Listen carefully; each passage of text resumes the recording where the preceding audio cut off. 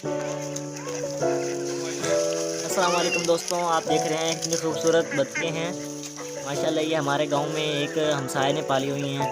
कम से कम इसके 8-10 बच्चे हैं माशाल्लाह। बहुत खूबसूरत लगती हैं। रोज़ाना इधर गली में फिरती होती हैं। मैंने आज कहा कि आज इनकी वीडियो बना दूं। देखिए पानी पी रही हैं माशाल्लाह, बहुत खूबसूरत लगती हैं। गाँव में ये नज़ारा आपको देखना तो मिलेगा, आपको शहरों में ये कहीं ये बतखें नज़र नहीं आएंगी। खड़ा है, बहुत खूबसूरत लग रहा है माशाल्लाह, बहुत खूबसूरत है ये।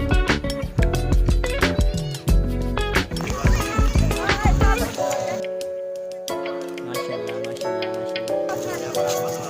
व्यूअर्स, अगर आपको ये खूबसूरत मंजर आपको अच्छा लग रहा है तो आप कमेंट्स में अपनी राय ज़रूर दें और मेरे चैनल को भी सब्सक्राइब कर दें।